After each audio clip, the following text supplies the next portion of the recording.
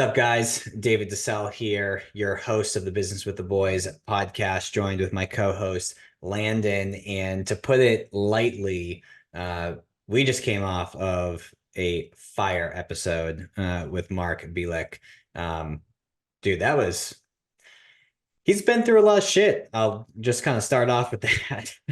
I think that would be understating it, but yeah, he has really resonated obviously with myself, obviously kind of dealing with the loss of my father at a young age as well.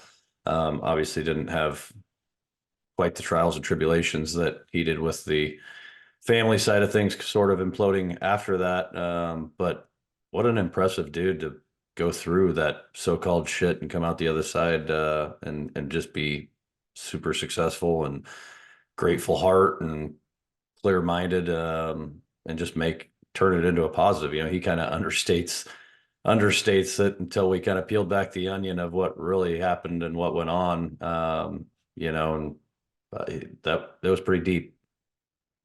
It was. I think too, he's doing great now, obviously, but it wasn't like a 1 or 2 year stint of, him kind of being in the shit. Like I lost track of time, so to speak, but I want to say it was like a decade at least, Yeah, that it took literally. him to like really figure his stuff out and get on the right track. And I'm sure his wife Lena had something to do with that and provided a lot of help and guidance and maybe ultimatums along the way.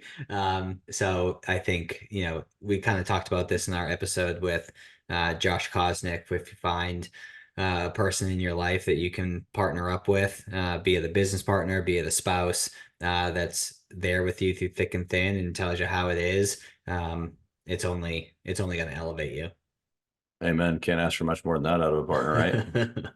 So let's properly introduce Mark and then we'll dive in. But before we do so, as always, thank you for your time and attention.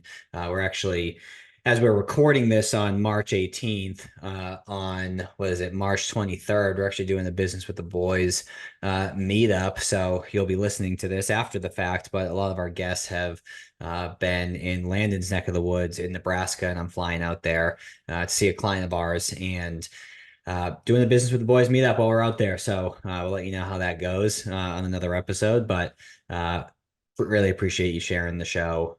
We've gotten some great guests, we've gotten some great feedback. So please continue to do so. But without further ado, Mark is the president of Futura Group, Security Group, excuse me, supplemental insurance agency, and they specialize in money back cancer, heart and stroke, accident, hospital, and ICU plans. And what I can tell you is that probably took up, I don't know, Landon, 10 maybe minutes. 7 minutes of the conversation. So by no means is this an insurance heavy conversation. You are definitely going to want to tune in and hear about, Mark's story. But he has been with his wife Lena for 18 years, married for 12. They have 3 children, Ava Lee, Jackson, and Cash. Love that name. Lena is an RN who transitioned to being a full-time mom and homeschool teacher. And he started his 20-year sales career selling educational books door to door with Southwestern Advantage. And after a few years, he transitioned to the B2B market. And as an agency owner currently, his role is organizational growth, development, leadership, and developing leaders. His organization has grown by an average of 20% yearly for the past 10 years. So do that math and see where he is now compared to where he started.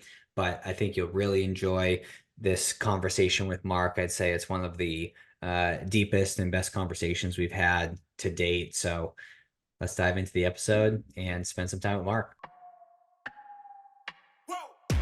Who knew I would make it this far? They hated, they never believe me. Yeah, I would never drop the ball. I know I make it look easy. Yeah, Mayweather with the defense. I don't care what a critic got to say. I got them picking up the pieces. That mean you really playing with your life. I'm about to come and run it all back. So Mark, what is going on? What are you done 75 hard already, or are you at the very, very tail end of 75 hard? Yeah, it's a great question. I just wrapped it up on Friday the 15th. So celebrating 3 days out removed from 75 hard successfully Very this month. nice. There you go. Well, we're recording this on March 18th, and in your honor for either being close to being done or done, because I forgot from when we last spoke, I wore my first form shirt for you to represent. I've got some first form stuff somewhere. And, Uh, and I got this right here, the 75. Oh, I got that one out in the kitchen right now. I'm in the midst of reading. Landon, Yep. you got to get yourself a copy. You got to hold something up as well. I got, here we go. Walking to Destiny. How about Oh, that? there you go. Exit Planning Institute. Love it. Well, Mark, before we dive into your backstory, and there's a lot of good stuff, and I guess some maybe not so good stuff that ultimately manifests into good things that I want to unpack with you, and Landon wants to unpack with you. But before we do so, we started with 75 hard. For those of us that don't know, some of the listeners, what is involved in 75 hard, and why did you decide to do it? What were some of the benefits that you're experiencing now as a result of having done it? That's a great question. So, and Andy Frisella, who created that, the owner of First Form, talks about that it's everyone thinks it's just this like physical challenge. And while, yeah, there's a physical component to it, it's really more like his book said, it's a mental toughness challenge. And so there's these critical tasks that you do every single day for 75 days without fail, which is work out twice a day for 45 minutes each, one of which has to be outside. Think about that. I started January 1st. So definitely some negative 30, feels like negative 30 outside things where I'm like, I just really don't want to do that. But that's why it's a mental toughness challenge. You follow a nutrition plan that's conducive to whatever your goals are, whether that's cutting, bulking, whatever. Try to eat as clean as possible. So none of this, if it fits your macros, crap, but clean as possible. Drink a gallon of water, which for those of you who don't know is 128 ounces. And that's challenging. There's definitely some nights where I chugged 52 ounces of water right before bed, and then I'm up peeing the whole rest of the night. So having that planned out is critical. You take a progress pick. There's no cheat meals, no alcohol, and read 10 pages in a nonfiction kind of personal growth and development book. And it sounds on the surface like, sure, yeah, easy peasy lemon squeezy. And what I found is that it's not. And so this was my 5th attempt in completing it. I tried a couple times back in 2020 and got told by my wife when we had a little newborn, our 3rd child, that, hey, you're not doing that anymore. If you fail, you're done for a while. And then her and I tried doing it together last year, starting July the 10th, and she completed it the first time, almost like no problem, and I always messed. It was always the little things. So it was the picture or the reading that buggered me up. There's times where I'd work out maybe 3 or 4 times a day. And so I figured this out on Friday. I had done 75 hard for 188 out of the past 233 days. And Wow. yeah. And so the whole thing is really just, pride, bragging rights, that I always knew that I could do it, but there's one thing to know you can do it. There's another thing to get it done. And so, I'm 7.3% body fat. I'm 210 pounds. I'm 44 years old. I'm in better shape now than when I was like 30. And, but what it really done, as I just had a few conversations earlier today, that my focus, like I'm mentally more sharp. And this is according to other people that are also high level people. And that's probably just from getting this stuff done and reading good, inspirational, motivational, nonfiction stuff. Also, my tolerance for bullcrap, both in myself and in other people, has gone way down. And so that's the kind of things that happen. And everyone's journey is different, but I like to do hard things because for most of my life growing up and in school, like things have come rather easy to me. And that's an awesome blessing, but oftentimes our biggest strength can be our biggest weakness. So school was easy. Sports were having, I'm 6'5", I'm halfway athletic, not like a superstar, but I'm usually pretty good at what I do with minimal effort. And so that's awesome. But what that also does is like I've not had to develop discipline or maturity throughout the year. So sometimes when things wouldn't go the way that I wanted them to, or the way I envisioned them in my head, I wouldn't really know how to handle that because I hadn't had to overcome that adversity. And so that's why I started doing half marathons back in the day. I started doing full marathons and ultra marathons. And what ultimately led to this is when my son was born in 2019, I stopped running. I was training for a 50-mile race and I stopped running for about 8 weeks. And that's when my leg locked up. And I went to the ortho and they said, you have a knee of a 90-year-old. You need to stop that. So something I hated, I turned into something I loved because I'd listen to audiobooks. I'd listen to things like David Goggins Oh and the yeah. MLTO podcast from Andy Frisella. And I mean, it became this mental toughness, physical fitness, but also this personal growth and development journey from the things I was learning. And then that got taken away. So I've had to find other ways to do it. But I intentionally make myself do hard things to then just develop that discipline and that fortitude. Good I for think you. that's a great way to start the pod. Agreed. Oh man. I will I didn't realize you were 6'5", and again we're recording this on March 18th, and we're doing a Business with the Boys meetup here in a few days when I fly out to Nebraska. So just as a heads up, depending on what shoes I'm wearing that day, I'm 5'8". Yeah. Yeah. Or if it's a good hair day, you might be 5'9" if you spike it up. You know. Oh no, it's like 5'7" and a Yeah. half or 5'8". 5'8's Yeah. like I'm intentionally wearing a certain type of shoe. So just a quick disclaimer, but no, I've perhaps I'll get Landon to get on the 75 hard bandwagon, because pickleball I would argue counts as that outdoor workout, assuming that it's outdoors here in a little bit as the seasons change. But I've done and completed it a few times, and sure, there's the fitness components, but to your point, it's a mental toughness program, and you become more sharp every time I've done it. Business revenue has gone up, relationships have been better. You feel more dialed in and sharp. So, Mark, mine your job this weekend when we meet up is to get Landon bought in to do it with me starting on April 2nd. There we go. We'll April 2nd. All right. I think I can April get down on 2nd. that. He'll call you on the And- first and say he's in, and then be like, April Fool, sucker. Yeah, right.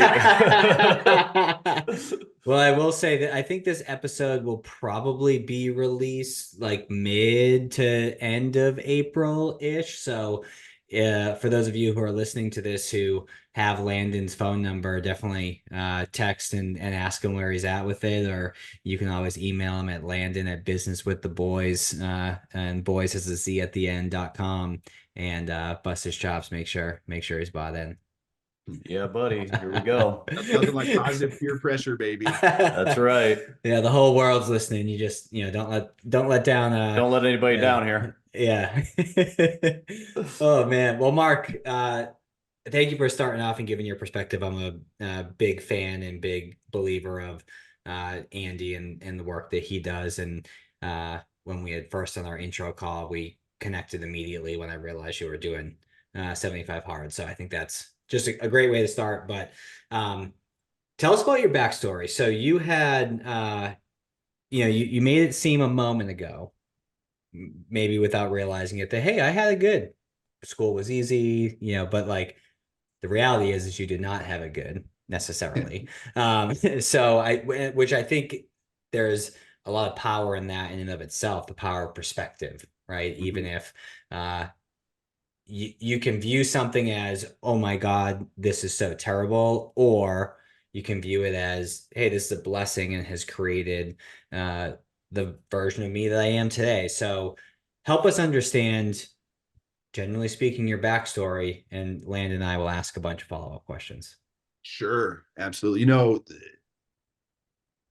I heard a while ago that you can't have the future you want if you're still dealing with the traumas of your past. And so to that point, the narrative that I tell myself, the interpretation of my past events, I've framed in such a way for them to become empowering and not debilitating. And I think everybody, it's all relative. We all have challenges. We're all human, right? Sinful, fallen human creatures that are screw up over and over and over again. And so having that empowering narrative that will help propel you forward versus being stuck in the past is huge. And so part of what propels me is, we grew up, there's a couple different things. One is we grew up pretty poor, if I'm being real with you guys, on free lunches, which you have to be in like the lower third of low income in the school. The elementary school that I went to, Arnold Elementary here in Lincoln, Nebraska, is one of the two kind of traditionally poorest communities out there from back when I went to school in the 80s. And so I remember vividly growing, but that's the thing too, is like we always had what we needed. There's a lot of love. There's always food on the table. Now, granted, I got sick of mom's homemade pizza before, but that's what you did. I got sick of goulash. I got sick of the things, but really the one thing I didn't like growing up, the one thing I really didn't like was her fried chicken, because she would bread it with the Colonel Sanders had this crispy chicken, which was awesome. And she would just bread it in like flour and sort of like this thin little stuff. So other than that, I might not have cared for the meal, but guess what? I ate it because I was a growing boy and I was hungry. And we also had the village of my aunt, my uncle, my grandmother, my grandfather. There's tons of people pouring into us that while I knew we didn't have a ton of money, you didn't really know at the time just how poor you really were, And I remember back in like roughly 1985, the first Nintendo came out, the old school NES, not the Super, not the extra, but the regular old, the 2-button one. And it was like $99. And I remember telling my parents, hey, I really want one of those. And they said, hey, we don't have an extra $99 for that. So, and that was that. You didn't really, if we told you once, we're not going to tell you again. That was kind of the old school household I grew up in. So I knew $100 was a decent amount of money, but I knew it wasn't like an ungodly amount of money, like $1 million. So two things happened. One is I promised myself, I'm like, I never want to be in a situation where like I don't have $100 for something that I want or need. And to that point, I lost my wallet a couple of weeks ago flying down to Dallas. I lost it in the Omaha terminal. I didn't realize I got to Dallas, and there's probably $400 or $500 cash in there because I'm always just carrying cash for whatever it is that I might need. And so it's become my mission to go find ways to add value to the marketplace in such a manner that we have the resources to get the things that we want and need. The other thing that did is it forced me to make friends with the other kids that did have Nintendo, so I could get by the house to go play those video games. So I got really, really good at hey, what are you doing this weekend? Hey, you maybe want to play some Zelda or some Duck Hunt, I'll rent the game if you've got the system, you fly, I buy type stuff. And so you got really good at navigating those social circumstances and still getting those needs met. So it forced me to be an outgoing individual at that point. And eventually we got a Nintendo at some point. It's not like, some of my friends had like 50 games. I think we had like 7, and 2 of them were the games that came with it, Mm-hmm. So we eventually got one, but it just was never a ton of abundance growing up. In the financial realm, that was. And then the second thing that really kind of formed my childhood and myself really is that I grew up, my father was a non-practicing Catholic, meaning he had grown up going to Catholic school, catechism, all that stuff, and then kind of just was non-participating at that point. So he was kind of agnostic, I would say, I guess, at that point. But my mother was a Jehovah's Witness. And so she had me going to church 3 nights a week, knocking on doors on the weekend. So I've been knocking on doors since I was 5 years old. And it was the same friends that I had to make to go play the video game. So it'd be like, hey, Johnny, great soccer game yesterday. Hey, do you want a copy of the Watchtower? No? Okay, hey, I'll see you Sunday for the video games, And so there's, and I've been given little miniature Bible sermons since I was 8 years old that, pretty high level speech class. I mean, they had to be timed within 5 minutes plus or minus 15 seconds. They would judge you, or not judge you, that's not a good word. They would evaluate you on whether or not you had gestures, both emphatic and descriptive, if it was cohesive, all these things that seemed very, very anal at the time. But now I speak in front of 500 people sometimes with a microphone, and I give presentations at school districts. And, from the things I do from a career perspective, Steve Jobs says it great, when you can connect the dots only when you look back. And so looking back at all these seemingly unrelated things, they've just uniquely built me to do what I do today, which is pretty crazy in my opinion. Yeah, let's talk a little bit about what it is that you do today, right? So you and your company offer supplemental benefits, right? And I think being in the similar, financial services business, definitely knocking on doors and hearing a few no's from time to time is a beneficial way of growing up. A few no's, Landon. Right. But what ultimately led you into the business you're in today, Mark? Yeah, that's another fabulous question, but going back to childhood. So, my father and mother, bless their hearts, were both kind of hippies. Dad was born in 55. In fact, yesterday would have been his 69th birthday. He was born on St. Patrick's Day. Nice. That's cool. Yeah, bittersweet. His middle name is Patrick because of that. So is mine, since I'm named after my father. And so his idea was kind of this rich dad, poor dad's mentality from the 70s, because I was born in 79. So it was go to school, get a safe, secure job with benefits, with a company and a gold watch and a pension, and you'll be set. And compared to, what my father had, that's relatively true. He was an auto mechanic back before it was, it was highly specialized back then, but now you almost have to be a computer programmer, and it pays a lot better than it did back then. That's part of the reason we have meager livings back then. And then my mom, bless her heart, she decided to, against my dad's wishes, stay home and do things like run an in-home daycare or check the phone book for R.R. Donnelly. So just this part so that she could be there with us and be a part of it. And so I've had some discussions with her after the fact that he would kind of have some pressure on her to get a job, to contribute financially, so that we could, and she's like, no, this is what's important to me, and this is what I'm going to do. And so I respect that and appreciate that. And I think that both my mother and father, for different reasons, played an integral part of who I am, but both of them really poured into me growing up to be the man that I am today. And so his idea was, okay, you're really good with this computer stuff. I kind of grew up, like I said, in the 80s and 90s. My uncle always had these cool computers, but he had diabetes that he didn't manage very well. So he had poor eyesight. So he'd always ask me to like look at stuff for him. And I would just fiddle with stuff until it worked, sometimes for days. And part of where this tenacity came in that I've developed. And so my father said, go become an electrical engineer, design these cool things you enjoy fixing and playing with, and you'll make 100 grand, 200 grand a year. You'll be set for life. So that was the path that I was on for quite a lot of time. And then that kind of got derailed my senior year. In November, my father was diagnosed with small cell carcinoma, so lung cancer. And it hadn't spread yet. They couldn't really operate. They couldn't cut it out based on where it was, I guess. But he was going to take, he's young. Like I said, only 41. He could handle a lot of chemo and radiation. So that began his journey of going through his battle with cancer. And I remember, he worked at a place here in Lincoln called Cushman. It used to be called Outboard Marine Corporation. They made like industrial lawn equipment, meter made. So like when you got a parking ticket back in the day, that was a little Cushman scooter that would come up and give it to you. And so he had long-term disability, right? But you guys are in financial services. That's a 90-day elimination period, right? Yeah. But he didn't have short-term disability, which I don't know why. I mean, it was a union job. I don't know why in the world. Maybe he just didn't opt in for it. I don't know. But I remember that 90 days, getting calls from the creditors and him referring them to the bankruptcy attorney. And we didn't live on the streets or anything, but like most blue-collar Americans, he wasn't saving. He was only saving maybe not even 3% of the money. He spent most of the money that they made. By that point, we were older. My mom was managing an elementary school cafeteria, still taking the summers off so she could be with the kids, but making a decent amount of money, but not tons. And so his truck was leased. They gave it back to the bank. Mom had the other car because she worked. And so I was a senior in high school and I would take him back and forth to appointments and treatments. Sometimes the radiation treatments were every single day of the week, for weeks on end.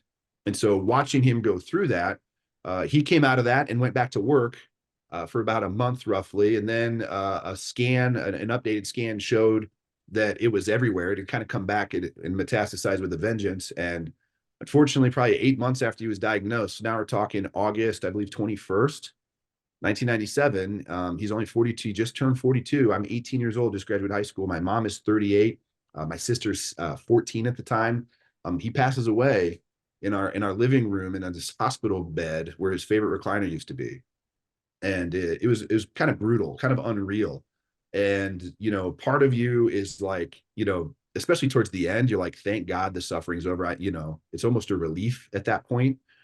But then the aftermath kicks in. And what I didn't really understand or anticipate at the time was that the best way I can describe this is just my family imploded even more on top of that.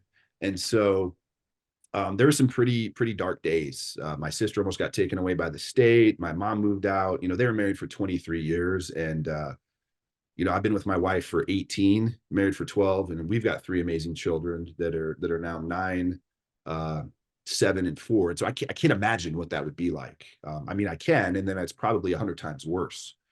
So coming out of that, I didn't go to college. I didn't take an ACT or SAT. Our job, all of our attention kind of just turned on dad. And so after he passed away, then all of a sudden it's like, okay, what do I do now? I've got to like start supporting myself. I got to get a real job. All these crazy things started happening. And so, I started fixing copiers for a local. I took all this fixing stuff that I did for my uncle and actually found a way to get paid for it. So again, the dots connecting themselves in reverse. decent amount of money, not a ton, but it took a while. Probably a couple years after that, I got involved with this crazy internship called the Southwestern Advantage, where every year about 3,000 college kids go to Nashville, Tennessee. They get a crash course in sales and running a business and disperse all across the country. So I was relocated to Norway, Maine, of all places. I thought, and growing up, I think every kid gets very sick of home. So I'm like, man, Nebraska sucks. It's boring. There's nothing to do here. I'm going to get as far away as possible. So again, Norway, Maine, Mission accomplished. yeah, northeastern part of the country. What I found is Maine is really boring. I mean, there's some great scenery up there, but man, when you're like 20, 22 years old, it is not. It's like there's nothing to do there. So it gave me a newfound respect for home. But I took the door knocking skills that I'd acquired growing up as a Jehovah's Witness and used them for educational books. My parents having been hippies, once I got to about 7th grade, couldn't really help me with my homework anymore. So I was kind of on my own. And so these little blue volume libraries that give more examples step by step, help kids from kindergarten through senior year. I'm like, I totally could have used those. So yeah, I can actually absolutely go sell those to other people if I believe they need them and if I think they'll use them. And so I did that. I earned my first incentive trip to Mexico, an all-inclusive trip to Mexico, which was amazing, and swore I would never do anything like that again because it was hard. And but over that summer, I decided I want to be an oncologist to help people that went through what my family went through. And that summer, I was actually about 23. I turned 24 that summer. So I got a job at another place in Lincoln called Solarium now. It used to be called MDS Pharma Services or Harris Labs, but they do phase 1 clinical trials for drug companies. So, I started part-time, $8 an hour, literally, taking blood pressure and collecting human samples, and there's really only a few samples you can get, man. There's like blood, there's saliva, there's urine, and then there's poo. I mean, so that's yeah. Yep. Save the best for last. You taking sign language, you'll do great with the kids. Like more poo, please. So worked my way up there and but I never still trying to go to work all day, go to night school. It was just very, very, very difficult to do all those things. And as you're approaching your mid-20s, 25 years old, you're looking at a 15-year time horizon of undergrad, residency, med school specialization. Like, man, do I really want to be a poor college kid till I'm 40 something? And I still love medicine. My wife's an RN. We met there. Like I said, we've been together for 18 years. But I started rethinking what it is I was going to do, for my personal career. And lo and behold, a friend of mine was doing this supplemental insurance gig and showed me this cancer plan that didn't pay the doctors and hospitals money because that's what health insurance does, but it pays the money directly to the family to give them resources to keep the lights turned on, the bills paid, stay together as a family, sometimes travel, and get the best care available. And I'm thinking to myself, holy crap, man, if my dad would have had this, and I added up all the stuff, it probably would have paid him about $30,000, back in 1997, which is about more than he made take home in a year. And maybe, we would have alleviated some of the financial pressure that was on us. And man, if he would have traveled like the Mayo Clinic or MD Anderson or Sloan Kettering, one of the cutting edge places, maybe he'd even still be here. So I bought a plan. It was $50 a month, top level. I was under 30 years old. And here's the kicker, man. If you never used it after so many years, like 20, 25, depending on the plan in the state, you get all your money back. And I'm like, no. So not only is it there if you need it, but if not, you're just saving money for the future. That's crazy. So I bought a plane in 06, and my buddy, being the smart guy that he is, would said, hey, you'd probably be pretty good at this. We're growing, and they were. You should check this out. And I was like, kind of, nah, I'm going to be a cancer doctor. In 07, nah, I'm going to run this mortgage company. And then, in March of 08, he called me to go get a beer on a Friday. And, we all know what the mortgage markets were doing. I was on the inside watching them crash and burn. I'm like, dude, screw the beer. Are you guys still hiring? I need to find it quick. And so that's been 16 years ago now. So that's kind of how I've landed here. That's awesome. First off, I want to just pause and say thank you because, Mark, you're making our job really easy. We just kind of flick you in a particular direction, and those speech classes are really paying off because you just go. So thank you for that. Yeah. But there's quite a bit that you've shared that I don't want to necessarily skip over because there's some good lessons in there. So as you're talking, I'm gonna try and go back Sure. and have you dig a little bit deeper. So if you can spend some time around kind of two main things. So when your father passed, you're 18, maybe 19 years old. And my grandfather, whom I never met, passed when my mom was 18. And that's a lot to handle at that age. I mean, shit, I don't know if I could handle it at my age now of 33 years old. Mhm. So all that to ask, how did your mom react? Because you had alluded to some of that, if you're okay talking about that. And what are some of the things that you've done with your own personal family unit that you have now to ensure that, God forbid, something were to happen, that same thing doesn't happen to your family? Because I'm sure that there's been some good lessons that you've learned in being reflective back at your own Sure. personal situation. So to the extent that you're comfortable and open to going down that path, I think that'd be helpful for folks to hear. Yeah, for sure. We probably spend the rest of the time on this alone, and if you want to, that's fine by me. Um, so let me preface this with those were some dark, dark, dark days. Nobody handled it very well, unfortunately. You never think anything like that is ever going to happen to you, especially when you're, shoot, my dad was 41, turning 42. My mom was 38. They're just in the prime of their lives. They're not even in the maximum income earning years. And they'd been together for quite a long time, 23 years. And yeah, nobody handled it very well, myself included. And so I say this, I'll share this story with a lot of love. I've forgiven everybody involved because, and I alluded to this too, I don't know how I would handle it either. I would like to think that I've got and that's why I keep working on the mental toughness, because you never know what curveballs life are going to throw your way. And I want to be as ready as I can for whatever it is. I hope I could handle it, but who knows? And if it's me, I hope my wife could handle it, but who knows? So, um, yeah, it was tough. My mom and dad were very, very close, and we lived in a very traditional family. Not in a bad way. He was never, it wasn't like my mom was a second class citizen or anything like they'd have you believe today. But it was traditional. Like my father worked, my mom took care of the kids. My mom was a fabulous mom, by the way. If it was Wednesday and I wanted to wear my favorite red shirt on Friday, all I had to do was tell her once, no reminders, and poof, it'd be hanging on a hanger ready to rock and roll. When my clothes would magically just show up in my dresser, and they would just always be clean. And all the spots were moved out of them too, because I was a pretty rough, aggressive kid that fell down in the dirt. And then when the dishes, my job was to put the dishes in the sink and then just go get good grades. That was my job. And guess what? The dishes magically got clean. We had an immaculate house, and so she did her role phenomenally. And my father was definitely the alpha, the leader, and when he died, it just all went to hell, man. She didn't leave the house for months. This was in 1997. He died in August of 97. And nobody took it well. I was trying to go play basketball and hang out with friends and do stuff, but here's my mom just totally devastated after this. And so she did what a lot of people do, and she started drinking. And she drank probably a box of Franzia wine a day, which is horrible. And I know it's horrible because I used to sneak it from her when I was in high school. It was not good. I do not recommend that. um, and eventually and I remember October of that year, we had this huge snowstorm. I was in a wedding in Omaha during that snowstorm, but it knocked down power. School was canceled for a week. That had never happened before.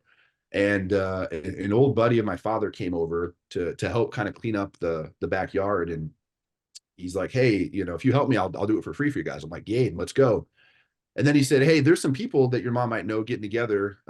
Bard, you mind if I take your mom out? And I'm like, I don't care. Get her the hell out of the house. She's not doing any good here. And so they went out to the bar and, continued to cope in ways that were probably not the best. And eventually that led to some drugs, some methamphetamines, unfortunately, and got addicted to meth for a while. And, so that started in October. So by December, she didn't live at home anymore. And so it was just my sister and I was 18, my sister was 14. And so I'm doing the best I can, trying to figure out, dropping my sister off at school. She would kind of go in the front door, then out the back door, not even go in at all.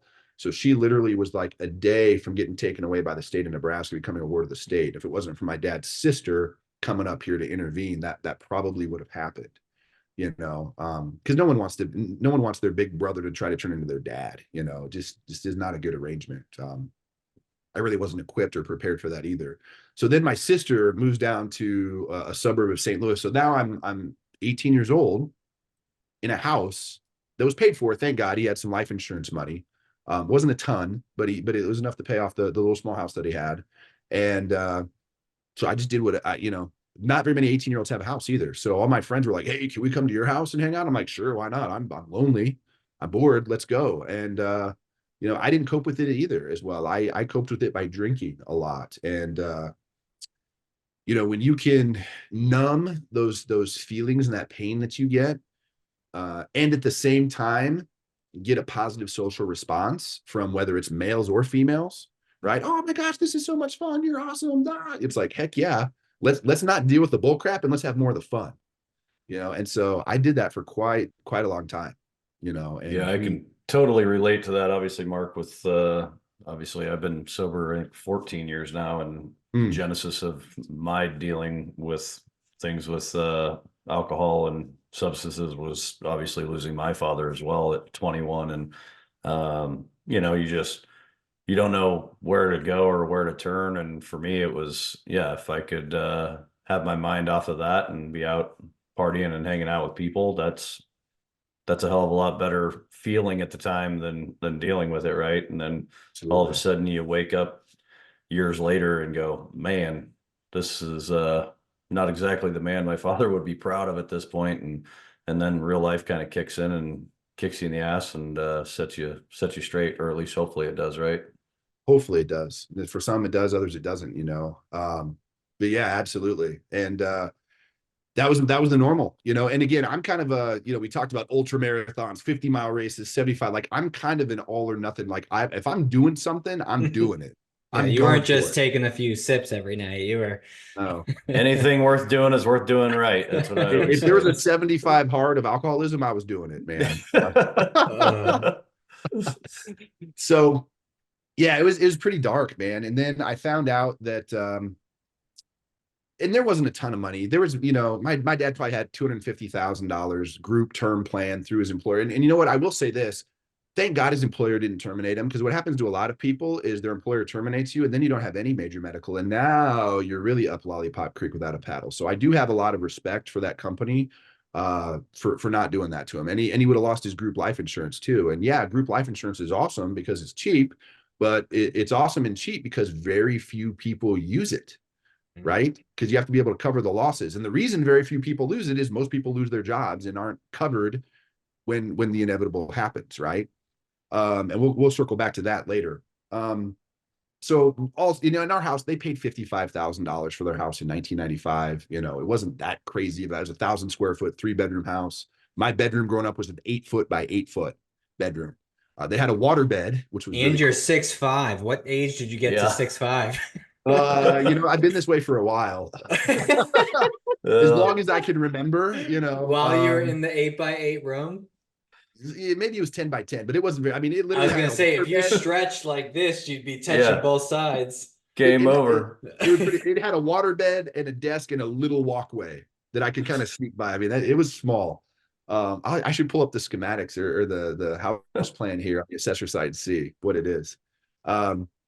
So there's about maybe 200 grand left in the bank. And that was supposed to pay. And again, my dad did the best he could with what he had. That was supposed to pay for myself and my sister to go to college. And it was supposed to grow. Shoot, my mom being 38, let's pretend it grew for 30 years, right? Now she's 68, to a decent nest egg, right? That she could retire on. Well, when you're doing things like that, you don't make the best decisions. And so she started spending that money too. And eventually she ran out a couple years later. And she needed to sell the house, and so that was the house my dad died in. So I did what I could and tried to buy the house, but I called a local bank here in town. And here's a little sidebar. This is kind of the old school my father was. When I turned 16, he said, "So do you want to get your driver's license? And not, do you want me to buy you a car? Like, do you just want to get the piece of paper that will allow you to beg to borrow mine?" And I said, "Yes, sir." And he said, "Great, get a job." So, and I'm like, get a job. I went down to Grisani's, the local restaurant. They didn't hire me. Amigos, that's notorious for hiring 14-year-olds, wouldn't even hire me. Like, how am I supposed to get a job? So I walked down to Jack and Jill at 70th and Vine, and lo and behold, I got a job for like $4.50 an hour. So then he allowed me to get my driver's license. And then when I was a junior in high school, I had a car payment. So he made me go to the credit union at the place he worked and get a loan, because my father just had that old school mentality of you take care of the things you work hard and pay for versus what's given to you, right? You know, it's kind of the difference between renting and owning. And I used to just grovel and grunt, or not grovel, that's not a good word, but I just would loathe that idea back then. I'm like, come on, Dad, like, do you have to be such a hard ass? But it's all those things that I used to kind of not really like back then that I look back and appreciate now, that have helped turn me into the man and the husband and the father and the person that I am today. Uh, just those hard things. So, you know, I had a $140 a month car payment. When you're working 450 an hour, that's a lot of hours as a junior in high school. So shoot, I don't know, half of him is actually spread in his rose garden back then. He had this fetish with roses, and so I was his slave labor, which I always thought was funny. He was the union president there for a while, but he had no problem, you know, not following child labor laws, because apparently that didn't apply on a family farm. And so he'd make my butt. I dug every one of those holes 2 shovel heads deep, and so we spread half of him back there. And so I didn't want to lose that, so I tried to buy it. I called a local bank, and they're like, you don't have any credit. I'm like, I do. I mean, I have a car that I paid off and paid on time, never missed a payment. They're like, yeah, it's not, your credit history is not deep enough. So I got the Yellow Pages out, which is like a paper version of Google. And I flipped over, you know, instead of typing it in, I had to go to the M's for mortgages. And I called the first person that I saw, and there at the top, it was probably some great marker to the like A+ mortgage, right? So it'd be at the top. And they're like, yeah, sure, we can get you. Oh yeah, we can totally get you a loan. It'd probably be about, I don't know, $650 a month. Could you afford that? I'm like, sure, we'll figure it out. And lo and behold, you know, 45 days later, I had a mortgage. What, you know, I failed to realize back then is that was about half of my take-home pay. Horrible idea. You know, I think I was able to afford like 2 payments before I just was like, yeah, I don't know if I can do this anymore, and just stopped paying it, you know, and then that house got foreclosed on several months later, you know. And so when I say there are dark days, they're pretty dark. You know, I still drive by that house sometimes. In fact, we just did it the other day. We had to go to the post office over there to go get passports for the kids. We're going to take the kids to Cabo here in March. And so we were a little bit early, so we drove by. You know, I had the kids wave at Grandpa because he's in the backyard. I'm thinking about going by and be like, hey, man, you know, half of my father's buried in the backyard. Do you mind if I go pay my respects? Don't worry, it's his better half. Yeah.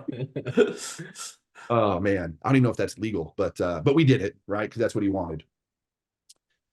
Yeah. So it was pretty dark back then. If that does that kind of help paint that picture? It does. And I'm curious to know, like, what was, all right, so to recap, father passes away. You and your mom start drinking. Mom, you know, gets into drugs as well. Sister almost gets taken away. You somehow figure out a couple years later, after all the money's been spent down, how to get a mortgage. You default on that mortgage within, call it half a year, maybe.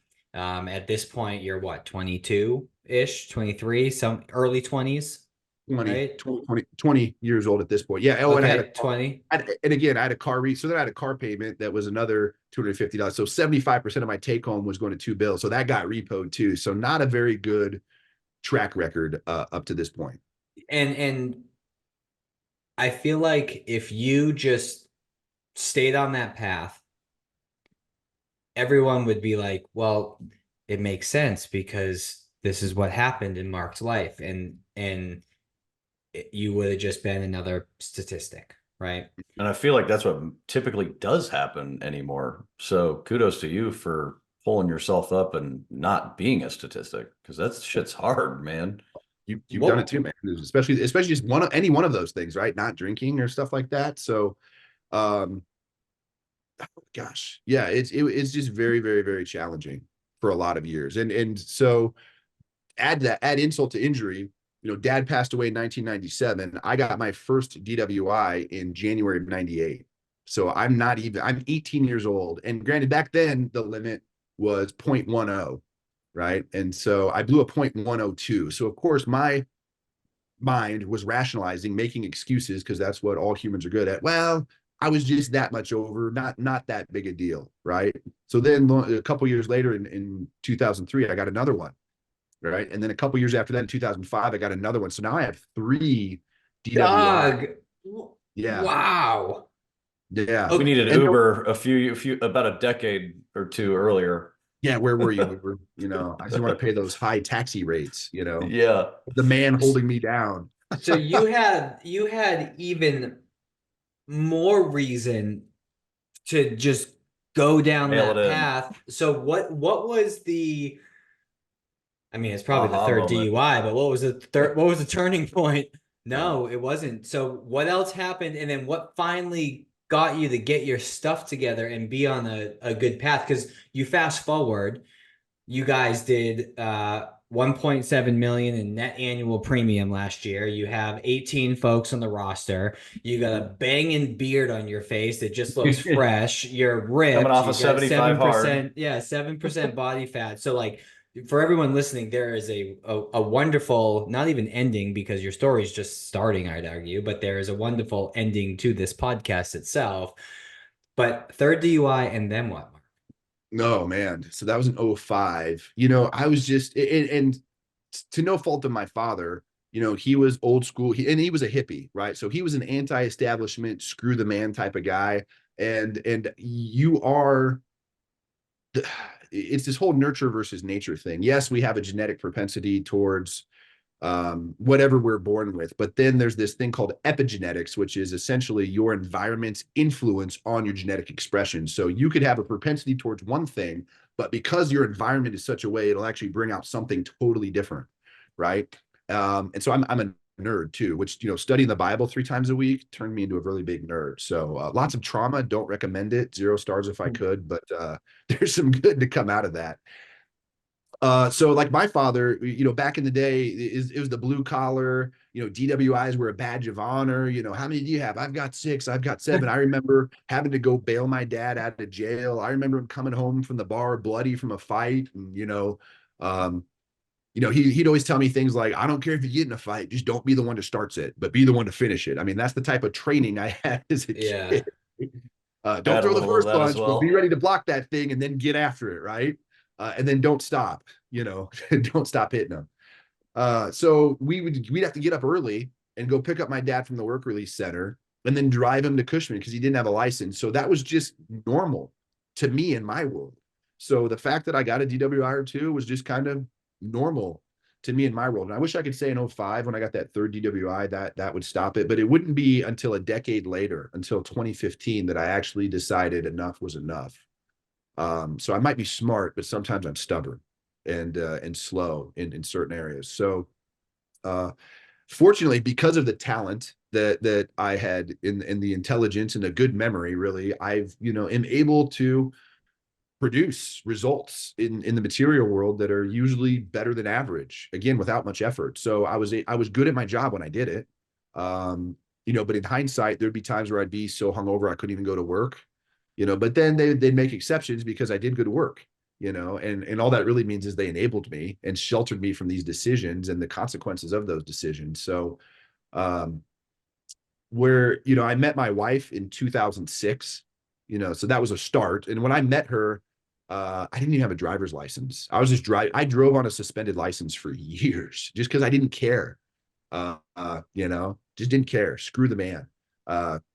I remember, I started this career, like I said, in March and April of '08. I just got my license back in December of '07.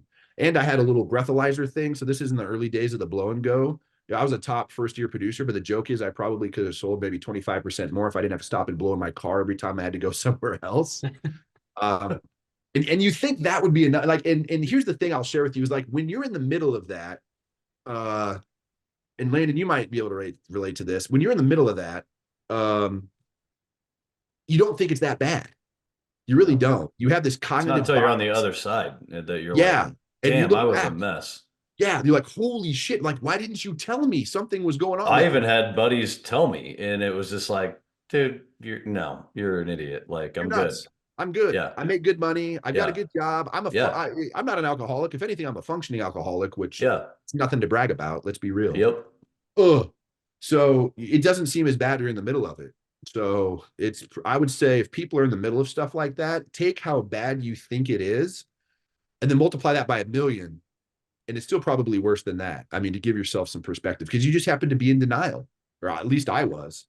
And And you're hiding a so, lot of shit to people. I mean, you know, you can cover up a lot of what's going on to the outside world, and if you're truly honest with yourself, that's yeah.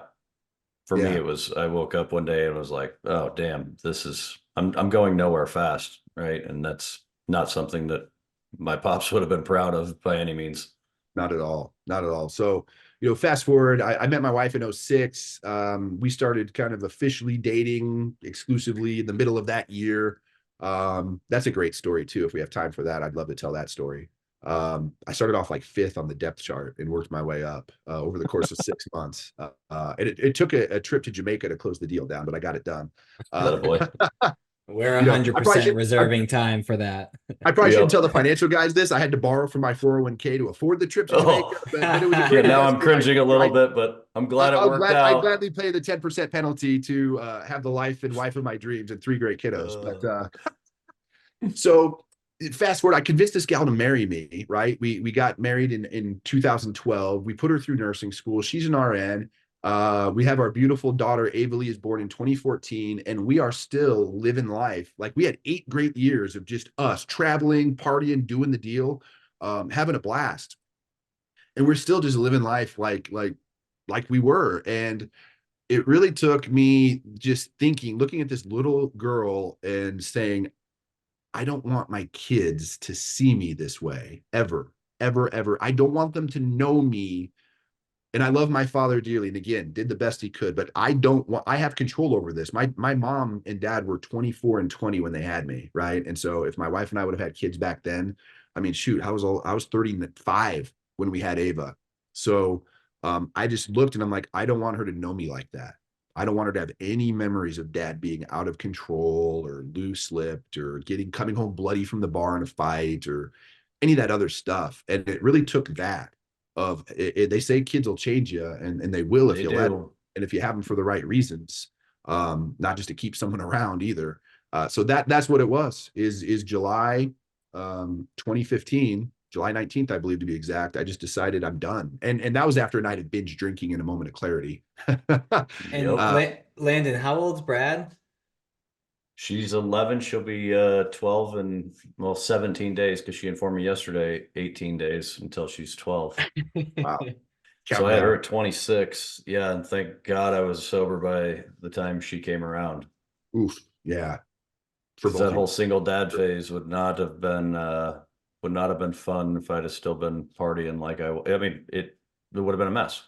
I Hot mean, I mess. can laugh about it now, but yeah, once you share your perspective, I would have probably been much like you, and who knows where she'd ended up in the mess, you know? Yep, absolutely. And then, I was, and here's the crazy, mind blowing thing of it all is I watched my dad die of lung cancer. I'm working in clinical research because I want to be an oncologist before I landed here. And lo and behold, you know what I decided to do? I start smoking because I was chasing a girl that smoked. So it was like, hey, do you want to go have a smoke break? And I'd go bum a cigarette. And she was just like, we just hang out. And, I eventually got the girl for a little while. But then she left and I kept the habit for like a decade. And so a month after I stopped drinking, because maybe this is an excuse, but I'm like, man, I don't know if I want to try drinking and smoking at the same time. Let's just get one of them. So I stopped drinking for a month, and then a month later I stopped smoking. But I knocked both of those bad boys out in 2015. Good for you. What's your so it seemed like during that phase you were still, as you mentioned, like productive and effective, right? Um, To a degree. I mean, to a in degree. hindsight, So then now that it's been 9 years, like how has your career and your business changed over the last 9 years being free of those things that were holding you back? well, it's night and day. Like, you think, like, that's what I said, functioning alcoholic. You think you're functioning, but you're just barely scraping by, and you are not tapping into your fullest potential at all, because what it takes is you doing the best that you can do day in, day out, week in, week out, year in, year out, plus focusing on a growth component. And it's not, everybody thinks growth is this crazy overnight success that just happens to you, right? Or Andy Frisella talks about that. The success fairy just comes down and says, "Oh, hey, you've been working hard for 6 months. There you go." No, it's what do they say? The overnight success has the 10 years leading up to it before you see that they're an overnight success. And so it's just getting 1% better. I preach this all the time, which is what I love about the 75 hard, just reading 10 pages a day. You know how many books that I've knocked out in 188 days of doing 75 hard the past year? Tons that I never would have worked out. It would have knocked out. I would have liked to, but I wouldn't have prioritized it in my day. But I did because it was a priority for me to read 10 pages. But if you just, I love the math on this. If you grow 1% a day, everybody thinks at the end of the year, you're 365% better. And they're like, oh, well, no, with compounding, you're probably a little bit better. But the math is 2,700% better at the end. So you're 27 times better by making small, seemingly insignificant improvements on a day in, day out basis. And so then you do that for a year and another year and another year. And then it kind of like, what is it? Atomic habits, right? It starts going parabolic. It reaches this tipping point where it starts going parabolic. And then, there's a quote. I'm going to have to look this up. Man,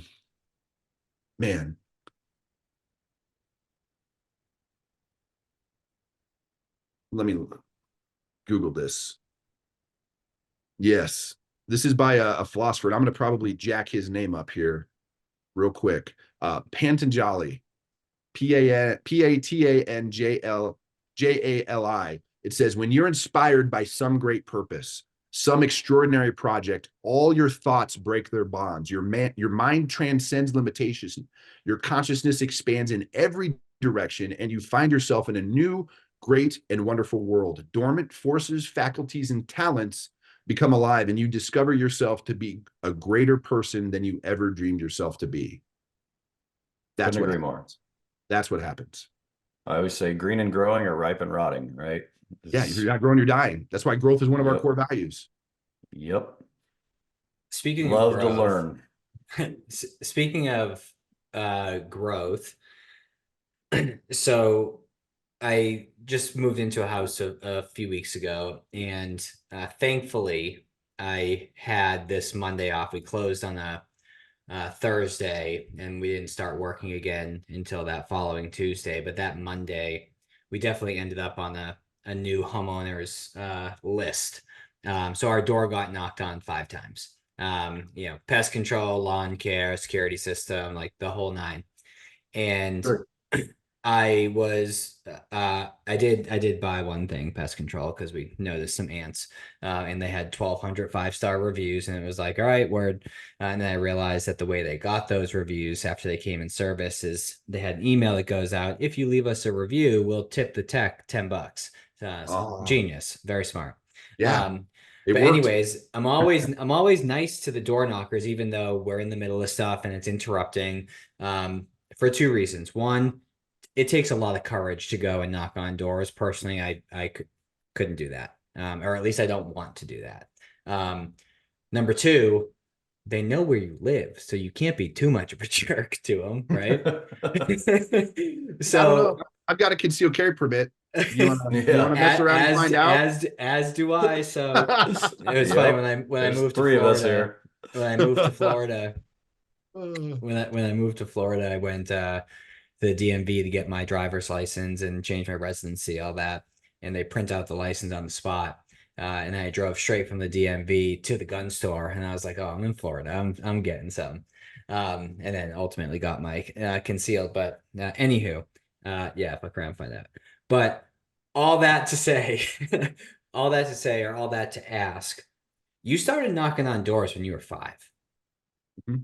And I would argue that, like, you think now, let's say you wanted to learn a new language now at our age that we are, that's a lot harder than, say, learning Spanish in kindergarten and just having it be a part of your curriculum moving forward. Then you're fluent and it didn't seem all that hard. I would argue if I went to go and knock doors now, that'd be a lot more intimidating than doing it at 5 years old. There's probably a lot of lessons, a lot of experiences that you acquired during that process. What was it like knocking doors at such a young age? That's a good question. You know, again, I've the narrative I tell myself is it was awesome, right? But if I have to be Reality is, it real, was probably shitty. yeah, it is. If I had to be real with you, it was not fun. Um, you know, fast forward when I sold books for the Southwestern Advantage, that was door to door, right? Educational books. When I started here with Family Heritage, the first 2 years was all residential, knocking on doors. So for 2 years, I was a top first year producer, knocking on doors, you know, cold calling, building relationships, and getting referrals. So, funny story is I found educational books and cancer insurance is much easier to sell than Jesus, even though we could probably use all of the above, you know. Amen.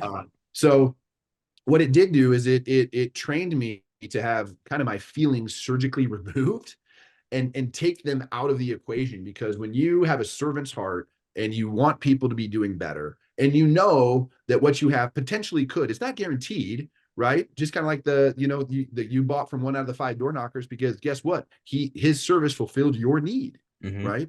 Because you had ants. So I don't even care if people get our plans or not. I really don't. I never cared if they got the books either when I sold books for Southwestern. What I did care about is, man, you at least need to check this out so that you make a good decision based on good information.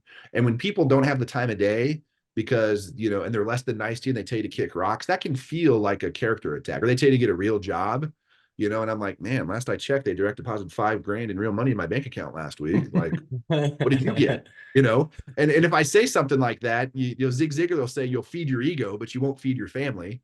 So you just got to kind of take it on the chin, right? And Mike Tyson has this great quote. He says, everybody's got a plan until they get punched in the mouth. And what doing that from such a young age is it taught me to take hits on the chin, both mentally and emotionally, and just deal with Well, that's rejection. why you got it covered up with that beard now. You got a lot of That's lot of That's tough. scars right. there. You know, it's been more than an hour. I think I got to comb it every hour on Yeah, there it There make you is. sure go. to make sure it's good.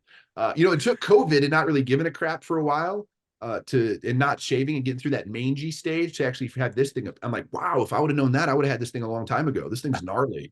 Uh, but yeah, it just No, but I taught you to think deal what you with. said is so right on, Mark. I mean, every no, you're closer to a yes. If you come at it, like you said, with a servant's mentality. I mean, I'm the same way in my business, right? Like that's one of the reasons that I struggle with, you know, where I initially was in kind of that broker dealer world and wanting to sell product versus the advisory space, right? So I can appreciate how you come out something with, you know, where yours is a product, right?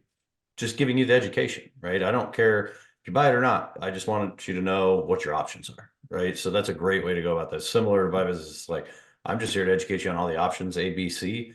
Ultimately, it's your plan, it's your finances. You know, you do with it as you want, but just see all the angles and make an educated decision. So kudos to you on that for sure. Yeah, absolutely. Thank you. You know, and I there's tell a people I don't ever want to sell you anything, right? Like that's if you ultimately made up buying something, but I don't want to sell you anything. Like I'm sure you're probably very similar in that. for sure. Jeffrey Gitomer talks about that. Is people hate to be sold, but they love to buy. And guess what? I Yep. will straight up tell people we call it a buying atmosphere, which is it sets the stage for them to buy. And I know you're not supposed to use the word to define the word, but I can't find any better way because of that. And so we let people off the hook and tell them, hey, if this isn't for you, that's totally okay. Okay. Not half the people I show get it, the other half don't. Doesn't matter to me what category you fall into. So we totally let the pressure out, which is totally anti sales from what, and that's why people don't really like sales, because they think sales is trying to trick people to buy things they don't want or don't need, or it's this crescendoing infomercial of, man, check this out. This slices, it dices, it juliennes. Wait, there's more. Act now. We'll send you two. And it's just this crescendo of freaking pressure that you just like, okay, I'll order it. Leave me alone. And you don't want that. I mean, oof. No. Yeah, absolutely. You know, to this So point, you asked me earlier, who was it? Was it David? You asked me what lessons have I learned from what happened with my family? And so I want to make sure I circle back to that, Yep. especially given the space that you guys are in. And here's what again, everybody did. I'm a firm believer that everybody did the best they could with what they have, right? Nobody handled it well. However, in hindsight, what my wife and I have set up since then is we've learned some valuable lessons. Is, my mom was good as long as my dad was good, right? But as soon as he was kind of the cornerstone, if you will. Nothing against my mom, but when the dynamic shifted, it didn't get reorganized. I mean, and so some crap fell through the cracks. And so I mentioned, thank God he didn't lose his job, so he at least had his group plan. But he didn't have any life insurance beyond that, And if you think about the economic value of someone, I mean, even he was, gosh, what was he, 40, 50, so 20 more years. He should have had more life insurance just to cover the economic value of his life, and to maybe do some things because I mean, if both my sister and I would have went to a 4-year school, that would have maybe wiped out most of that nest egg, right? So be evaluating that. He didn't have short-term disability, but he had long-term disability, and that's good. But guess what? That's only a percentage of what you make. That's why they do that. They incentivize you to go back to work. We all see what happened during COVID when people make more from not working there because nobody wants to go back to work. Go figure. Rocket science. We have a will in place that if something, and we have life insurance in place that if something happens, it gets put. I can't remember the name. You guys, is it a testamentary, some sort of trust that gets established? Testamentary trust. Yep. Testamentary trust. And there's an administrator of that trust. So there's checks and balances, so no one can blow through the money, right? We specifically have outlined multiple people in a hierarchy where we want our kids to go, so they don't land somewhere by accident. And granted, situations change, so you got to have a backup plan to your backup plan to your backup plan. We've reviewed that over time. I have own-OC disability, and here's the crazy thing. I remember I was working with a school district several years ago, and all of a sudden I started getting sick, and over the course of a day I lost my voice. So by noon I could barely talk, and by 3 o'clock it was a whisper. And I still protected 3 families. I'm very proud of that. Probably because I couldn't talk as much and I had to listen. But I was like, what if my voice never comes back? You have to think about that stuff. And so it's not just disability, it's own-OC disability. So if I can't do what I do specifically, I can still maybe go get a job somewhere else and my disability plan will still pay, right? What else do we have? We've got more than the mandatory state minimums on our car insurance because that's just a joke. I mean, yeah, both my wife and my vehicle's wife cost more than the mandatory minimums. So there's all these things that you can do and you put in place, and it's how do I want to say this? It was told to me this way, that there's no such thing as like a perfect product, but there is a good strategy and a utilization of multiple products so that no matter what happens, we are the best prepared for whatever. If I die, if Lena dies, if we both die, if I become disabled, she becomes disabled. That's the real strategy. And we've put checks and balance. We put some products in place, and we put checks and balances in place that we are as prepared as we can be going into that, so that we're not up Lollipop Creek saying, man, if I would have known this would have happened, I would have done it a little bit differently. The financial planner in me is beaming right now, Mark. I know you are. I've got some buddies that are in the space. No, genuinely, that's awesome. I mean, because everybody loves to save money, right? Like everybody, that's easy to talk about. Yeah. But it's the what ifs, right? And it sucks to talk about because it's like, I don't know if you'll claim on disability or not, but I know you've got 20 years of earning potential ahead of you, which is millions, if not tens of millions of dollars. We probably want to protect that, right? Mm-hmm. Like everybody's like, oh yeah, term insurance, that's a no brainer. I'm like, well, that's going to pay out less than 3% of the time, but disability on average is going to pay out about 20% of the time for a year or longer. Maybe want to consider that. No, I don't need that. It's like, okay, and they feel that's fine. Check the box. The reason it only pays out 3% of the time is because they trap you into canceling because they raise your damn rates after the term. And now you're in the situation where if you are dealing with a terminal illness, you can't get more coverage. And like the best case scenario, at least financially speaking, is that you die. And it's like, you never want that to happen. Like that's silly. But what does the book say? That God put immortality and forever in our hearts. So everybody thinks we're going to live forever. And oh yeah, I see how Johnny could have used that, but that's never going to happen to me. But my wife's a nurse. And, now she's a full-time mom and homeschool teacher. But back in the day, she'd tell you that the hospital is full of people today that yesterday had no clue they were going to be there. No desire either. Sometimes it takes those shitty, dark days that we've been through to realize that, right? I always say is, I just want to leave this place better than I found it, right? Oh, so every time. And sometimes sometimes even if it's someone that told me to kick rocks, if I can get them to crack a smile and tell them a funny joke, you know, I can leave in a better mood than I found them. I mean, that's that. I'm just Yep. leaving jokes and smiles in my wake. You know, that's the Yep. mission every single day. I have one thing based on what you shared of how you're prepared that I think you're missing that I want to share that I came across Sure, absolutely. probably, I don't know, 9 months ago, maybe. I already have an email drafted with the link. That way you have it afterwards, because not only do I think it would be beneficial to you and your family, but I also think you can integrate this into your business as well, because you can partner up with this offering and offer it to all of the folks that you work with, and land in this may be of interest to you as well. So there's a company called Legacy Leather, and it was founded by a gentleman by the name of Blake Brewer. And long story short, and he has a video on the website, but basically he went on a family vacation when he was younger, and he was out in the water in the ocean, and his father came out into the ocean with him, and his father ended up drowning on this family vacation. Okay, traumatic. Once the dust settled, oh, I shouldn't even say once the dust settled, because it was only like a few days later, his mom, came up to him and was like, Blake, this is a letter that your father planned on giving you on this trip. And basically, it was a letter to tell him how much he loved him, to share the family values that he wanted to have him hold on to. And there's a bunch of other pieces. And over the years, he's hung on to that, to the point where he created a company called Legacy Leather.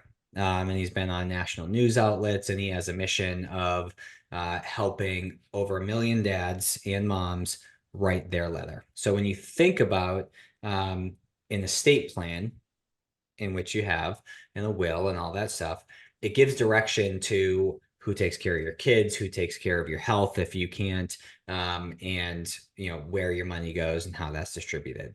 But it doesn't give direction to some of the family dynamics and the values and things along those lines. But you also look at it and say, well, if you said, hey, Mark, go write your kids a legacy letter, you're like, okay, cool. I love the idea, but I don't know where to start. So what Right. he's essentially created is a mini little video course that goes video by video by video, where it's, you watch this video, you do this thing, you watch this video, you do this thing. And by the end of it, boom, you have your legacy letter, and you either give it to your kids randomly, you put it as a part of your estate plan, you give it on the graduation or Thanksgiving or a wedding or what have you. But if I'm being nitpicky, I think that's one thing. A, I think you'd really enjoy, and B, I think it would totally make everything bulletproof to ensure that the family values are instilled and documented, and held on to. So I think Yeah. And I think you'd I'll really like just that. add to it, right here behind me in this safe in the closet, I have a legacy letter to my daughter. So yeah, Oh, it was Yeah. I'll be honest, it was a tearful write, but it was refreshing at the same time. So that way, someday when I'm gone, she's got that no matter how old I am Yeah. or how long I make it. So yeah, I it is would, a pretty cool experience to go through. It makes you sit down and think a lot. But I would second what David said. It's a great practice to put into place. I would agree with that. I wish I had something like that for my father. And, talking about a few moments ago, we talked about, eternity, and no one thinks it's going to happen to him. Like, I didn't think my dad was going to die. Shoot, I don't even think he thought he was going to die, until the hospice nurse. And guess what? How naive of a kid am I? Hospice is terminal with less than 6 months expected to live. I didn't know the definition of hospice back then. uh, Literally 2 days before, or maybe three before he died, she goes, hey, if there's something you want to tell your father, I'd tell him now. And I'm like, why? Well, because he's probably not going to make it much longer. I'm like, nah, he always pulls through. He's tough as nails, man. He was tough. Like, I'm Yep. 6'5", he was probably 6'2". And he didn't, I was probably about a $175 my senior year of high school. He was about a $180. He was strong as an ox because of that blue collar. Like, he could have whooped my butt until he got sick. And so I didn't think he was going to die until 3 days. That's when I had the aha moment that he wasn't going to make it. So to have something like that. And so I have to look back and extract the lessons.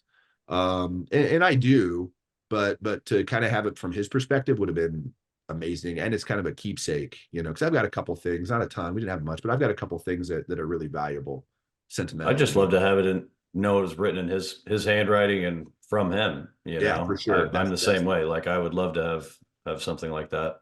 Uh, Um, from a business perspective as well, not to plug Blake and his company too much, but I really like what he's doing. From a client experience perspective, having Blake be at a webinar or an in-person client event, come out and speak to it, or just simply have Legacy Leather, Mark's version, Mark's company's version, right? You can kind of white label it as such. Having that available to the clients that you serve and being able to share your experience in going through it and why you're giving them all access to it as well. And then when they actually pass it to their kids and they're talking to their friends about it, oh my goodness, where did you hear about this? Oh, from Mark. Oh, who's Mark? Boom, now you're in conversation. yeah. So from a business perspective, to attract more people, you can strategically use it as well. For sure. And just what a great service. I mean, that's what business is supposed to be, is creating win-win-win scenarios, right? That's the reason I'm in this business, that is feel it's a win-win-win for everybody involved, especially when they need it, but especially when they don't. And so to add value, whatever way you can, and just take care of people is what it's about. So I love that idea, because that is probably a piece that's missing in a lot of places. And I just remember when I first went through that journey of protecting, the safety nets first, so to speak, just thinking, and I remember vividly calling my guy up and saying, man, I just wanted to thank you. This sounds weird to say, but I just want to thank you, so that I know that no matter what happens, we are as prepared. If I die or she dies, we both do, we're as prepared as we can be. And that is a great feeling. Yeah, because it's not an easy conversation to have, right? No, Like no. it's not fun. Mortality isn't fun to talk about, but nobody's beat the system. So Yeah. So But to there's make this, sure you got your shit in order. lifted off the shoulders was incredible. I remember. it's so in a similar vein, before I was even married, I had as much life insurance as the insurance company would give me. It wasn't how much do you want, it was how much you will give me. Same with disability insurance, and every time I've made more money, I've gotten more coverage, and there's this sense of like almost invincible feeling, or this extra level of risk that you can take, because you're like, worst case I die and all my goals are hit. The people around me are taken care of. That's what I'm doing this all for anyway. So if I do something in the pursuit of trying to serve my family and I work so hard that I die because of it, I hit my goal anyways. Yep. Just sped it up. That's funny.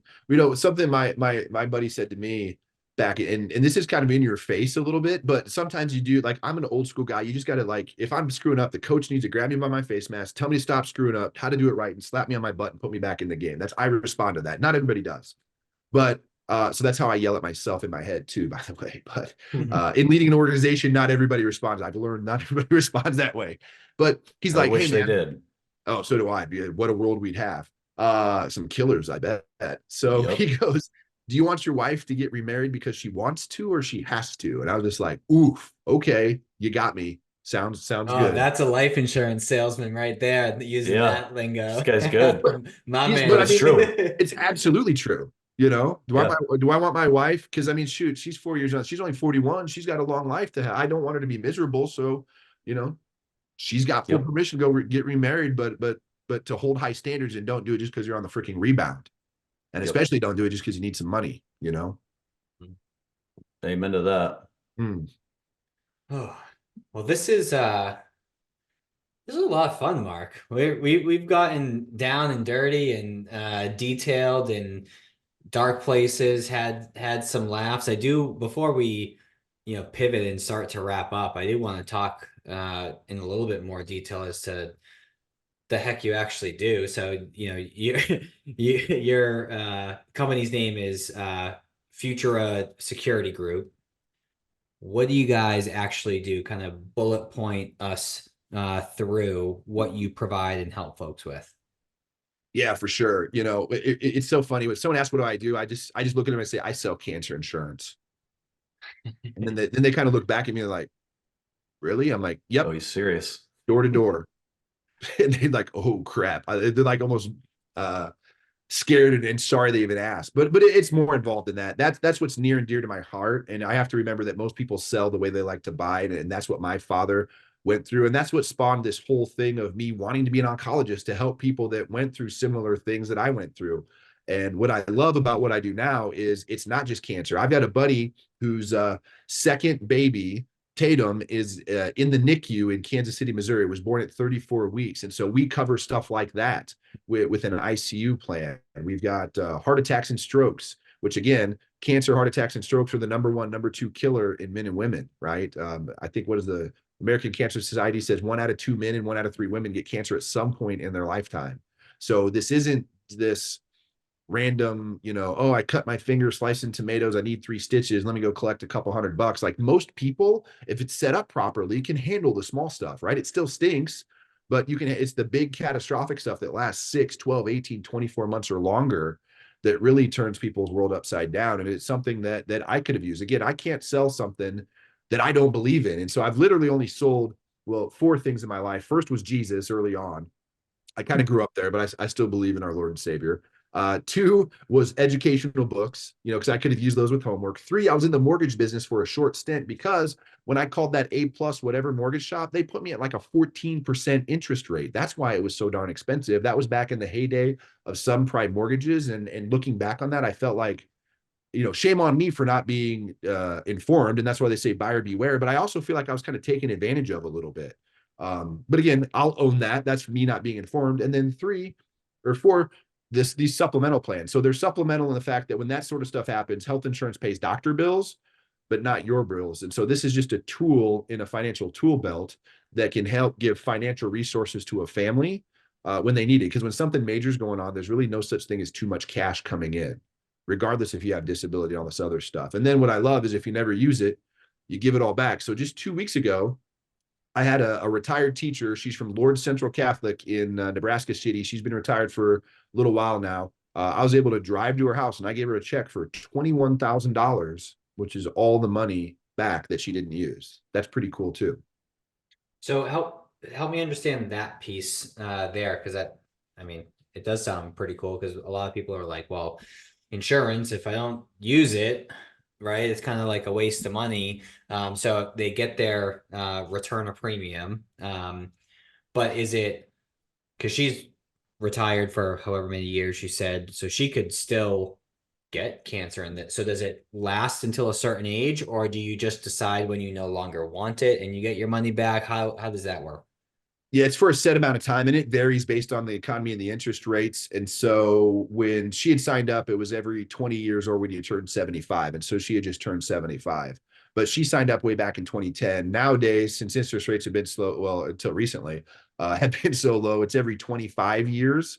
Or if both covered adults pass away at any point before the 25 years, it goes to a beneficiary. So one way or another, someone in the family gets that money back. And the cool thing is she still has her plan, and because she opted to keep it and she's still locked in the same rate that she signed up way back in 2010. So it's not like it just stops, because the older you get, the more likely stuff is to happen.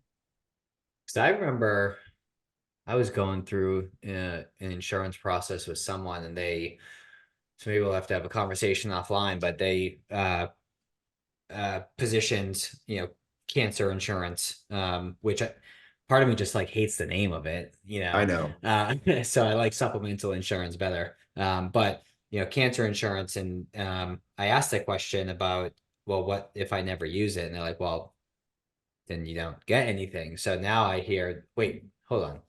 It's because essentially a savings account, even if it's 0% interest, it's better than paying for insurance that you don't get the money back. Interesting. Yeah. Yeah. And so, I mean, I hate that people need to use our plans. I love being there for them when they do, just especially going through what my family experienced. And what I was about to say is now, since we cover all this other stuff, I get to help a wider, more diverse range of people with all the other stuff that we cover. So the impact is even more. And then if you don't, you get these little Ed McMahon moments where you get to show up with, you know, 10, Check. 20, $25,000. That's pretty fun too. Half the people forget. There's tears involved. It's pretty crazy, the impact. Yeah, I always say for me and on the insurance side of my business, things get real the day that you deliver your first death claim. Yep. Unfortunately, we've had to do that, right? And nobody has ever said, you know, this is too much. So it's one thing to put it in perspective, but it all gets real pretty quick when you get that check delivered to the family for sure. What They've was they probably said stuff to you like, "Hey, thank you for following up with me as I Oh, was trying to kick the can down the road and helping me, you know, not make them get it, but just to make a decision, man. Crap or get off the pot. Give me a thumbs yep. down, thumbs up. Just stop with this. Maybe I want to think about it. Crap." I've also had people come up to me and say, "Why didn't you close me harder? I had a heart attack and I really could." I'm like, dude, that's not my job. My Yeah. job is to Yep. present it and let you decide. But I mean, when people come up to you and tell you those things, that gives you a little bit more, in my opinion, a little bit more confidence and chutzpah to be able to, as long as we've had a conversation, we've got some rapport, it's not going to take food off the table. You know, people, oh yeah, I'm really scared I'm going to get cancer. Every man in my family gets cancer. It gives me a little bit more confidence to be like, dude, you just need, if you can afford this, you just need to get it. Yep. That's up to you, but that's just what I'm telling you, you know. Um, Unfortunately, that stuff kind of has to be sold to people, otherwise no one would buy it. You Mhm. know, the only thing guaranteed is death and taxes. Yeah. Yep. You know, maybe we should do taxes insurance. Maybe that's a new market we can get into. You can Oh figure man. that out. Sign me up. Only if Well, it's a write-off. there Yes. you go. Oh, tax jokes. Tax jokes and Oh. insurance jokes are so forced, so politely laughed at, but I also think they're actually kind of funny, so I always appreciate them. Well, you know, Amen. growing up a Jehovah's Witness, I appreciate this. Is what did the first insurance agent say to Adam and Eve? He said, "We have got to get you covered." No better way So a to end little, it than on but that. That's great. On that note, Mark, before we do wrap up, one of the questions that we ask all of our guests, and this is for the listeners to help distill a reading list for them rather than trying to Google around and figure out what book is worth my time. We might as well ask folks who have had success and have had or have consumed books share what they read, why they thought it was helpful. And you picked the book in the intake form that we have, The Greatest Salesman in the World. Why'd you pick that? What are kind of one or two key takeaways that stick with you today? yeah, that's a great, you know, it's hard to narrow it down to one. The reason I picked that one is that was the book that was given to me when I went to go sell books for Southwestern Advantage way back in the summer of '03, that really opened the door to this idea of personal growth and development. Up to that point, that was a foreign concept to me. You know, I learned things that summer, like life is 10% what happens to you and 90% how you choose to respond. And I was like, whoa, wait, I get a choice. Like, I don't just have to accept this crap that life's given to me. And my feelings are actually my interpretation of the environment. So I get to input that. Like, that was mind blowing concepts at the time. And so that was the book that kind of tipped the scale on this journey that I've been on now for 21 years of just working on being a better me. And not, I haven't been, you know, there's been times that I've done it better than others, more recently for sure, more consistently, but really about 21 years. And it's written by Og Mandino. He's a Christian author. And so again, growing up a Jehovah's Witness, the story, and it teaches through a parable and a story, which I think is beneficial. But I could relate to that story that he used. And it was pretty, I kind of got goosebumps the first time I read through it. And more importantly, is the scrolls that are contained in there that you're supposed to read three times. Each scroll you're supposed to read three times a day for 30 days. And on the third time of the day, you're supposed to read it out loud so that it becomes a part of you. And it teaches you things like, I'll greet this day with love in my heart. I will smile at the people I meet, look them in the eyes and say, I love you in my mind. so that they can feel that love, that service attitude. My favorite scroll is the scroll marked 3, which gosh, it's been a while since I've said this, but it starts off something like, in the Orient, young bulls are tested for the fight arena in a certain manner. Each is allowed to charge a pricador and rated with care, rated with care according to how many times they're willing to charge in spite of the sting of the blade. I'll recognize that I am tested by life in like manner. And I mean, that just fires me up. So the more stinging of the blade I get from life, the more I realize, hey, this is just building me to be a better version of myself. And so there's tons of great books. That just happened to be one of the first one that opened the door. And I think it's a great one too. Love it. I need to reread that. I remember reading it, gosh, probably at least 2, maybe 3, 4 years ago. And I, at that point, was reading a lot of nonfiction, like personal development books, and those read a certain way. And I remember as I was reading this one, I kind of was getting lost in it because I wasn't expecting. And I was like, I don't know if this is resonating with me, but I think if I go into it again, expecting or coming to expect how it's written, as you just articulated, it'll probably resonate and stick a little bit better. So I probably got to revisit that myself. Yeah, I still have the original. In fact, I'm going to a men's group, a little mastermind group we have amongst former book people on a Friday, and that's the task, is to bring a book. And I've got 2 bookshelves. I've got a stack of books here that I'm in the middle of, and so again, I'm going to bring that book, and I still have the one. I mean, it's got yellow pages taped together. I mean, this thing has been through the ringer, but it has a special place in my heart because of the story I just told about how that started this whole thing, and it represents. It really represents the man that I was before then, and then the man I've grown into since then. That's why it's special to me. Well, the world's That's a better really place cool. for it.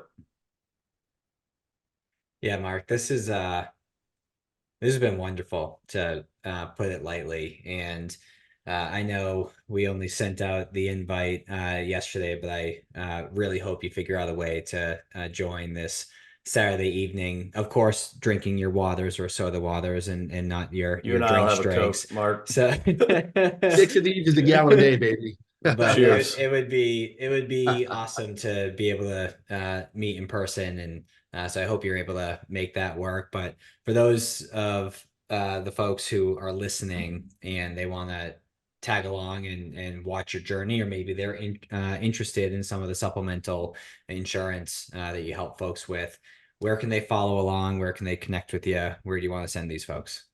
Sure. There's the official, website of futuristsecurity.com, but at Mark Beelek at both Facebook, LinkedIn, Instagram, it's MarkBeelek. I post quite a bit. I'm pretty real on there.